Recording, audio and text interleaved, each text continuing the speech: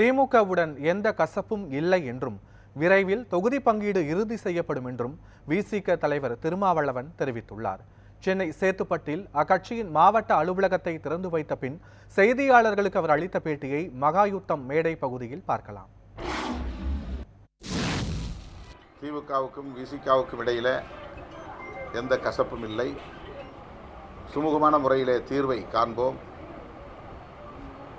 அகில இந்திய அளவில் இந்தியா கூட்டணி எந்த நோக்கத்திற்காக உருவாக்கப்பட்டிருக்கிறதோ அந்த நோக்கத்திற்கு எந்த சேதமும் ஏற்படாத வகையில் விடுதலை சிறுத்தைகளின் முடிவுகள் இருக்கும்.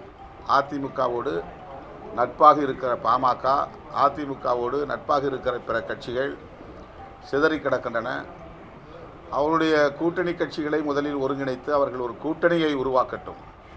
அந்த கட்சிகளை ஒருங்கிணைத்து பேச்சுவார்த்தை நடத்தி அவர்களோடு தொகுதி பங்கீடு செய்வதில் ஆர்வம் காட்டாமல் திமுக கூட்டணியில் உள்ள கட்சிகளுக்கு அழைப்பு விடுப்பது என்பது அவர்களின் உள்நோக்கம் என்ன என்பதை வெளிப்படுத்துவதாக இருக்கிறது. எங்கள் மீது உள்ள கரிசனம் என்று புரிந்து கொண்டாலும், அது உண்மைதான் என்று ஏற்றுக்கொண்டாலும், ஆனால் அவர்களின் அணுகுமுறையில் ஒரு உள்நோக்கம் இருக்கிறது என்பதை மக்கள் புரிந்து கொள்ள வேண்டும். விடுதலை சிறுத்தைகள் மிக தெளிவாக இருக்கிறது. திமுகவிலே நாங்கள் 3 தொகுதிகளை கேட்கிறோம், தொடர்ந்து வலியுறுத்துகிறோம்.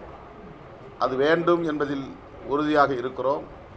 ஆனாலும் திமுக கூட்டணியில், இந்தியா கூட்டணியில் பயணிப்போம் என்பதுதான் உண்மை. அதிலே எந்த மாற்றமும் இல்லை. விடுதலை சிறுத்தைகள் கட்சி இடம்பெற்றிருக்கிற அணி என்பது ஒரு மெகா கூட்டணி. 10 கட்சிகள் இடம்பெற்றுள்ள கூட்டணி.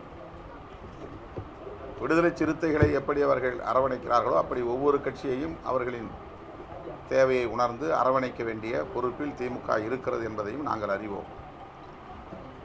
ஒரு கூட்டணியின் அங்கமாக இருக்கிற விடுதலை சிறுத்தைகள் கட்சி அந்த கூட்டணியின் நலன்களை பற்றி கவலைப்படாமல் ஒரு முடிவை எடுக்க முடியாது. எங்கள் நலன்கள் எவ்வளவு முக்கியமோ அந்த அளவுக்கு கூட்டணியின் நலன்களும் முக்கியம். எங்கள் வெற்றி எவ்வளவு முக்கியமோ அந்த அளவுக்கு கூட்டணியின் வெற்றியும் முக்கியம். அந்த வகையில் ஒரு பரஸ்பர புரிதலோடு தான் எங்கள் முயற்சிகளும் இருக்கும், பேச்சுவார்த்தைகளும் இருக்கும். எனவே எங்களை குறைத்து மதிப்பிடுகிறார்கள் என்று நாங்கள் கருதவில்லை. அப்படி ஒரு எண்ணம் எங்களுக்கு எழவில்லை.